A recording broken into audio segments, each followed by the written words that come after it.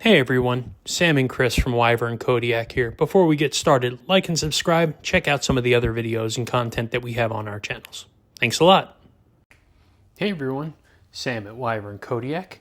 I am here checking out a really cool knife from Fred the Lug. Thank you, Fred, as always, for sharing your amazing collection with us. We greatly appreciate it, my friend. This is the We Knife Coral.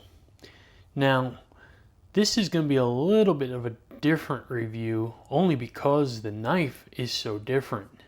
And I'll get to that in a minute. But this knife is from a designer named Gustavo Cecchini. And he's out of Brazil. And the dude is brilliant. I mean, he has some absolutely amazing designs. He designed the locking mechanism on this, or I should say the deployment method on this, not the locking mechanism.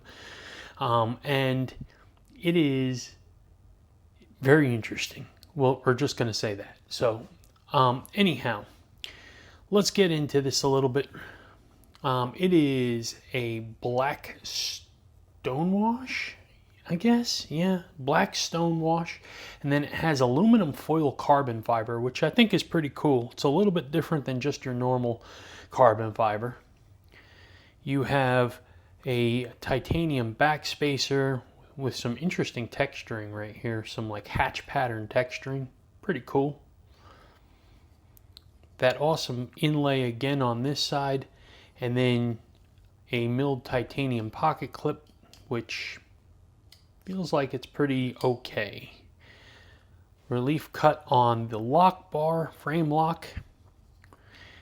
Jimping, and you can see that there's some wild shape on this blade here. So, very, very cool. Alright, so this is what we're getting into here. It's this little doodad right here. And you're saying, well, what on earth is that, right? I got this little flipper tab thing here. This is an SLT flipper, and that stands for spring-loaded tab. So it's a little spring that like kicks it out like a flipper tab. Okay, and now it goes into hiding like a kickstop, which is kind of cool. And I mean, I dig the mechanism. I think it's a cool mechanism for sure. Definitely different. A compound spear point blade with a funky little swoop that makes it harpoon-ish. I don't know what the heck to call this blade, man. I really don't. It's cool. It's different. I like different. We always like different here on this channel because it just gives us something that's not the norm. So, very, very interesting blade shape here. Again, dual compound ground, or I should say it's just a compound grind because both of these are flat grinds. So that's an interesting compound grind on a blade. Sharpening choil. They did a pretty decent job here, so the actual plunge grind ends right about here, so you got plenty of life on this blade here. So very, very nice. We always does a fantastic job with their fit and finish. I mean, they're top notch, unbelievable all the time. The action on their knives is always incredible. So let's do some size comparisons real quick. I try to use knives that people are familiar with. So we're going to go with the Demko 80-20.5, and we're going to go with a Demko Shark Cub. And that is about shark cub size. So not a big knife. And let's get a couple more out here for you. We have a Benchmade Bug Out. And we have a Vostede Porcupine. Get that. And it's a little smaller than both. Probably a little closer to the porcupine. So again, not a big knife. The specs on this, it is 7.03 inches overall. You have a 2.95-inch blade, and the weight comes in at 4.22 ounces. This does have 20 CV for blade steel, so it's got a good super steel that it's made from. And it does not have a reversible pocket clip. And we will get to the pocket clip in a couple minutes. Ergonomics in hand here. So first off, once again, very different. We're seeing an interesting handle shape here, and I'm trying to figure out, I guess here would be about the spot. Maybe here. I guess you can pick and choose your poison on this one. So you want to go between your forefinger and your middle finger here, and you get a 4-finger grip. And I'm getting 4 fingers on here, but I don't have really any room. I mean, I am almost cut off of the knife there. So double XL hands though. An average hand probably get on here pretty good. And then if you want to choke up on the flat here, you can put your middle finger on that first notch and like this, lock into that scoop right back here, and boom. I think this is probably how I would hold it. I'm squeezing. You know, I am getting a hot spot, and you can see the little white right here. It looks like the pocket clip gets me on that grip, not on the 4-finger grip down here though. So when you choke up, I am getting a little bit of a hot spot. It's nothing that is astronomical. I could deal with it. It wouldn't be something that I could probably deal with for, extended periods of time, but simple cutting and whatnot, I don't think it's going to be a major issue. So the action on bearings is fantastic, as is always very good with their action. They tune their knives incredible right out of the box. So again, fit and finish on this knife, action, build quality, spot on. So this does come in 4 versions. This one happens to be the lower expensive one, but it's still expensive. I'm not going to tell you the price. It's called the Wee Knife Coral. Go ahead and Google it and see if your mouth falls to the floor like mine did.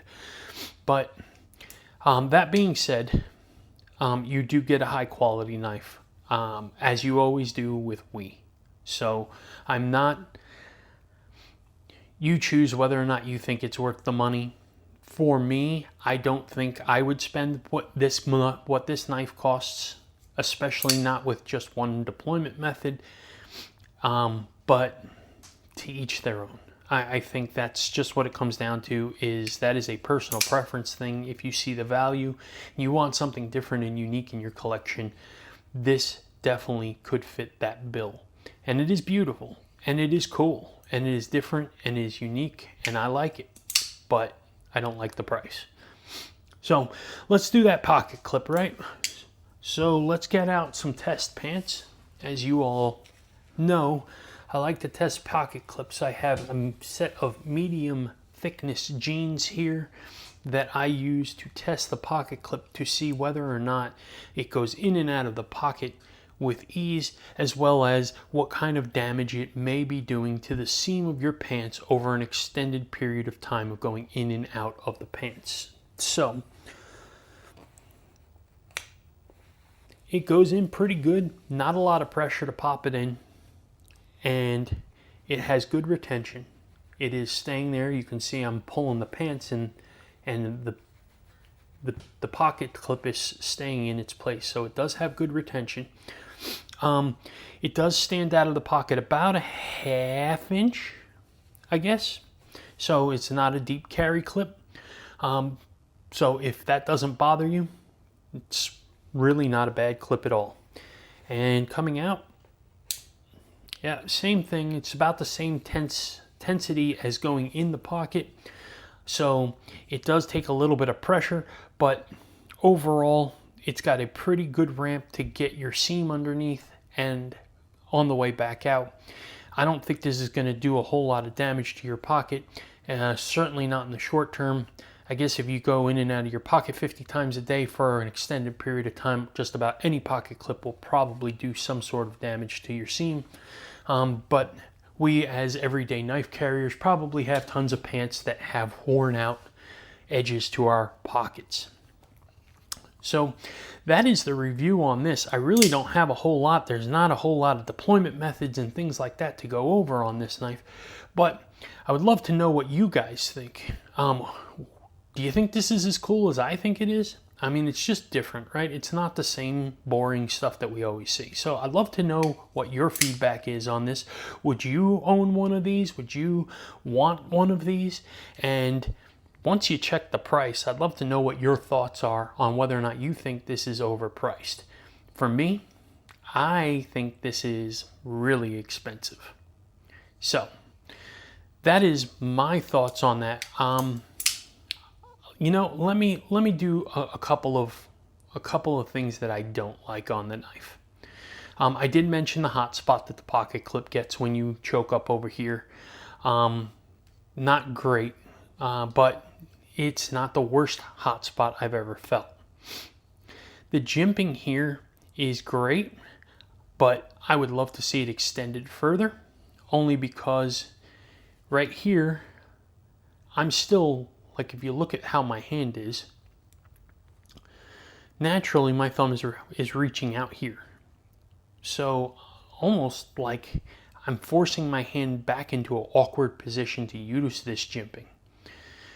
And then when I get up here, forget it, I've just bypassed it completely and I'm all the way up on the swedge. So I would like more jimping out here. If you're going to put jimping on the spine, make it something that's going to be used. Otherwise, it doesn't really serve a whole lot of purpose to me. The other thing is you have room here. I would love to see a thumb stud or something like that.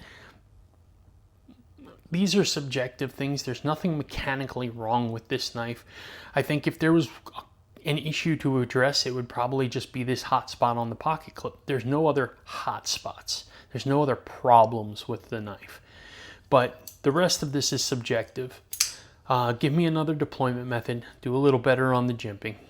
And yeah, that's pretty much all I can really find that I don't particularly care for on this knife. Other than that, it's a really cool concept. It's a really cool design. He did a phenomenal job. Gustavo Cecchini did an amazing job, and he does amazing work. So if you've seen some of his stuff with ZT, he has another one with We. It just gorgeous design work. But that's my feelings, my thoughts on this. Love to know what your thoughts are. Please like, comment, subscribe. Check out our Instagram page and join us Wednesday nights at 9 p.m. Eastern Time for our live show on YouTube.